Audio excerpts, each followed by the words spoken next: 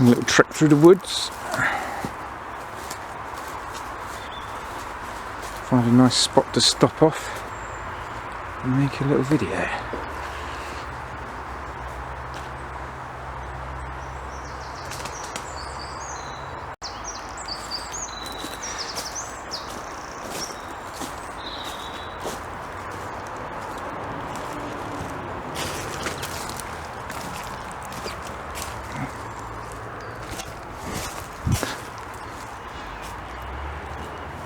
Absolutely beautiful through here. I really love how thick this forestry is. A bit close to the road at the minute, so you can hear a lot of beeping and screeching. Hey YouTube, I'm out again just for a couple of hours, and I brought some new toys with me that I thought I'd give you a little look at. I'll just show you the forestry where I am at the minute. It's absolutely beautiful around here. I take dogs for a walk through here quite a lot, but I've never actually camped here, but I would like to at some point. Not this exact spot, because it's quite near the main road, but a bit deeper into the woodland here, because I really do love it here. It's really quite dense, and there's a lot of firs and things that I like. Just to give you a quick shot of the area.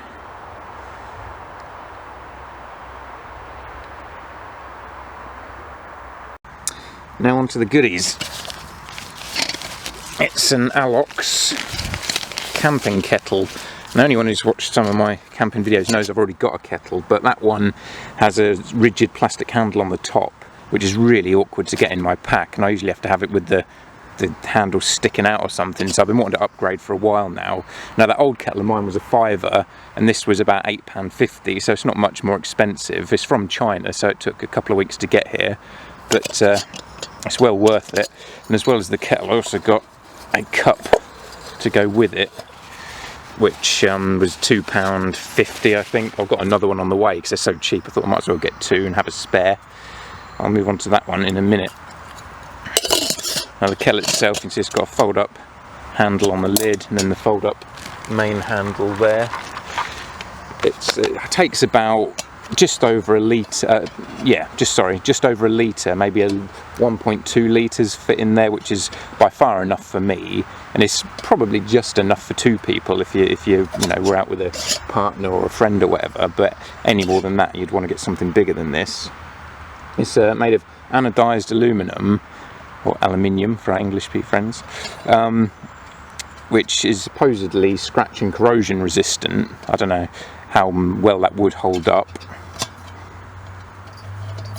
It's got a nice spout on it there. Now, another thing that I like about this over my old one is that the old one I had to fill it through the spout, whereas this actually has a removable lid, which is handy. Silicone handle, so that will withstand some heat. I'm not sure how well that would hold up over open flame if you're going to use this over a fire rather than a stove. But apparently it weighs about 200 grams. I haven't actually weighed it myself, but that was on the specifications for it. So it's not really too much. It doesn't feel particularly heavy to me anyway. It is a bit rattly because of the lid, but that's the only real negative I've seen of it so far. I'll give it a test drive for you. I mean, I've boiled some water in this already, but I thought I'd just show you how long it takes and how well it works. Fill it with a bit of water there. Get the old gas stove on.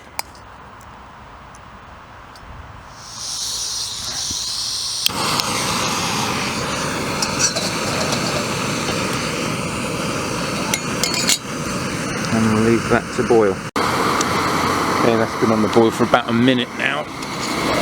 And you can see, well, I don't know if that's showing up on camera, but there is some steam coming out of there. And it's starting to bubble. So I'd give it maybe another minute.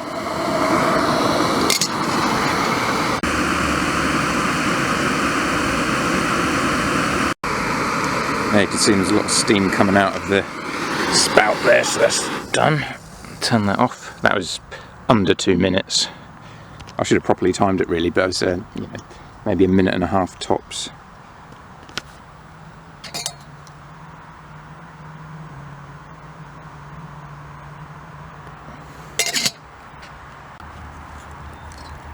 I'll just show you it pouring.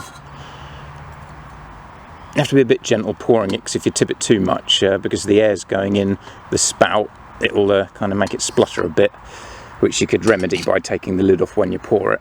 But yeah, it pours perfectly fine. Now I'll show you the cup. It's also made by Alocs, or Alocs, not sure how it's pronounced. But anyways, it's quite a small cup, but it's quite handy because the handles fold down like that and it doesn't take up much room. If you've got multiples, they do slide inside each other, so they don't take up too much space. It holds about 150 millilitres, and this cost me about £2.76 actually, I think it was, off of eBay, so they're not too expensive.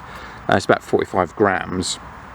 Now, I'm going to digress a bit here, but the main reason I got this cup is because when I've been travelling before, I do a bit of jungle and mountain trekking, and I do take, you know, a little survival kit with me. I'll take a sharp, obviously water, a torch, phone, GPS even, a whistle and matches in a waterproof container. But the one thing that I didn't take with me is a metal cup to boil the water in. And it really sort of hit home to me the other day, because there was a guy who lives quite local to me. I don't know him, I've never met him, but he was like 22 years old, and he was doing what I had done in the past, travelling, jungle, mountain trekking.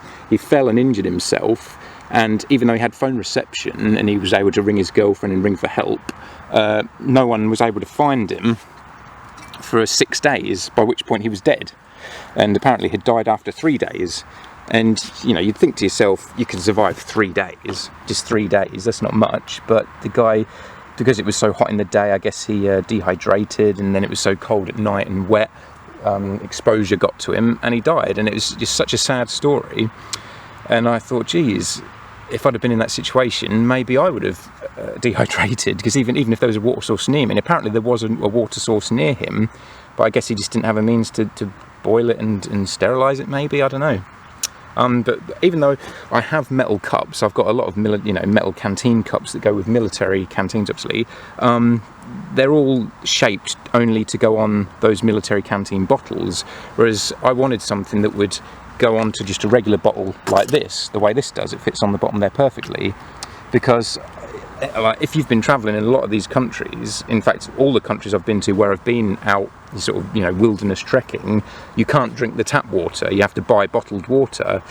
But if I'm going to be buying bottled water that is obviously in a bottle, I don't want to then be carrying a spare canteen as well, just for the sake of the cup. It just seems like a bit of a waste of space, just so I can transfer water from one bottle to another constantly.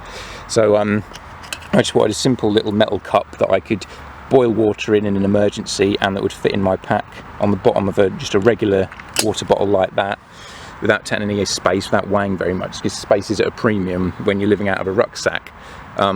So this isn't a cup I'm probably going to use very much camping, because it is a bit small for me. I prefer just a regular sized mug, but you know, like I say, for the situation that I'm planning on using it for, it's perfect. And hell, for £2.79, you can't complain.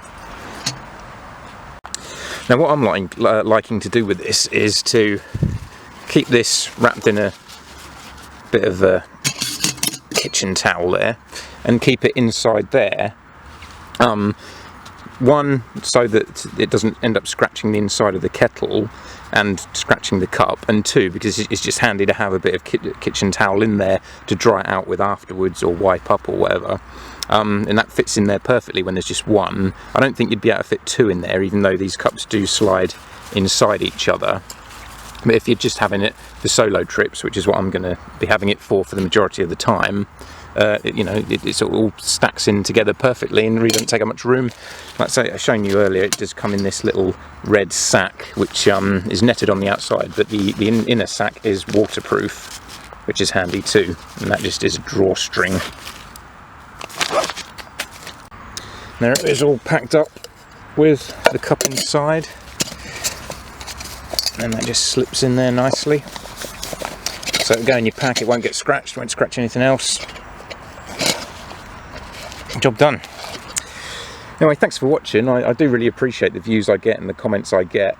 Bit of a sad story for you now, but you know, I don't really have any friends who share my passion or hobbies when it comes to the outdoors, so it is nice being able to make these videos and put them online, and you know, just share that interest with other people who also share the same passions as I do.